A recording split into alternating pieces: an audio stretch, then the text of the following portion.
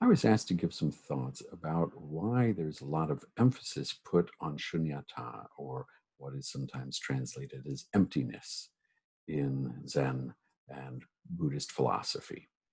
And first of all, it's important to notice that although Buddhism is pretty philosophical, it's not actually interested in philosophy, or certainly not philosophy qua philosophy.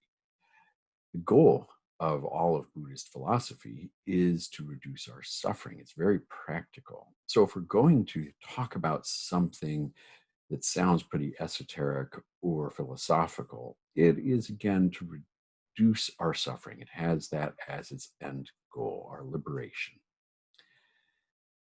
Now, I could certainly talk a lot about how I think this is a bad translation. Emptiness is not a very good translation. Spaciousness might be a better way of thinking about it. Um, the openness would be another way of thinking about it. But why still would we care about it? So, if we assume that everything is interconnected and moving, then the way we see the world, and especially the way we think about the world, is usually wrong. We don't tend to see movement, we see a thing moving. We don't tend to see interconnection or interpenetration, what Thich Nhat Hanh calls interbeing. What we see is collections of things. An interesting exercise is to go stand next to a tree and stand there for 10 or 20 minutes and try to figure out, where does the tree start and stop? And where do you start and stop? And if you stand there long enough and pay attention, you start noticing that these boundaries that we have of self and other and the tree and not tree are pretty artificial, and they're not very clear. All of the carbon dioxide you're breathing out, the tree might breathe in, and the oxygen that the tree is breathing out, you breathe in. So which is you and which is tree? We don't tend to think about things that way. But in fact, that would be a more correct way of perceiving the world. But it's hard to maintain. Why? Well, there are three aspects of human perception. This is just my approach to it, but I think they help to explain it pretty well. First of all, our perceptual systems are pattern recognition machines. We are really good at noticing patterns of things. There's very good survival value for this, that we see a shape or a silhouette in the distance and we can tell what it is. I've been playing a video game called Ark Survival Evolved, where there are dinosaurs, and within just a couple days, I can immediately tell the distance whether a little, spot of pixels on the screen is a carnivore or not, and whether I should be worried or not. That we're very good at detecting patterns, and not just in what we see, but also in relationships, in ways of being, ways of talking. We are really good at seeing these patterns. Um, Now, once we've got the pattern, a second aspect of our perceptual systems is that they're like a radar. They're an early warning system. And if we think about all of our senses, our physical senses, they all point outward. Our eyes look outward. Our ears pay attention to sounds that are out of us. Even our sense of taste is, we think of it as something that is outside of us that we're coming into contact with. Our touch is things out there. All of our senses point outward, which gives us an illusion that there is an out there that is separate from us. And the third aspect of our perception is that it's a meaning adding machine.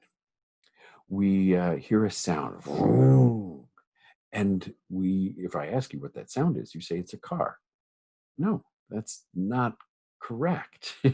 What you heard was vroom. You didn't hear a car. You heard vroom, but we can't just leave it at that. We add on the meaning. That sound means car. If I, hold up my fingers and I say, what does this mean? You might say victory or peace or two, all of which would be wrong. It means you have no idea what I mean by it. What do you know? So that would be the only truly correct and precise answer, because that's the only thing you actually know. But we don't like to leave it at that. We add meaning onto it. And then language makes all of this worse, because we separate everything into units even further, and we make them seem more different from each other. We make them seem more like they aren't changing, that they're a particular thing that just is that thing with a particular separate meaning. And then we often mistake the symbol for the thing. So once things are separate and they have meanings, we relate to them as if they're separate from us.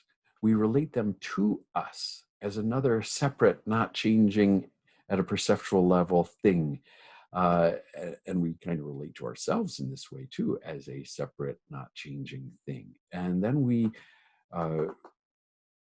put all of these things into relationship with us such that we want some of them, or we feel threatened by others. And there are other ones that we don't care about. We tend to now relate to them in a way thinking that those things will make us happy and whole. We never realize that we only feel separate and not enough because we separated ourselves.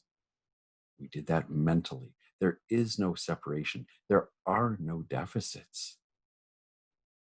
And this is what the study of shunyata, and particularly not just studying it intellectually, but experiencing it, having this real felt experience of emptiness, it helps to reveal these mistakes in our perception.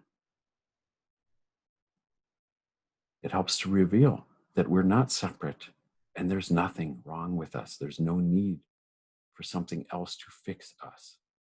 To oversimplify, our problem isn't that we can't figure it out.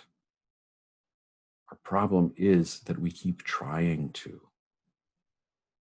Now, maybe that's too harsh. We can try to figure it out, but we do it using the same limited pattern recognizing, threat detecting, meaning adding, thing creating set of perceptual and cognitive systems that got us into this mistaken position in the first place. And this is what studying emptiness, in particular the wisdom chapter of Shantideva, is trying to help us break through. Again, it's not philosophy for the sake of philosophy. It's helping us to see the world in a way that helps us to be more precise, to be more correct, and to suffer less. Thank you.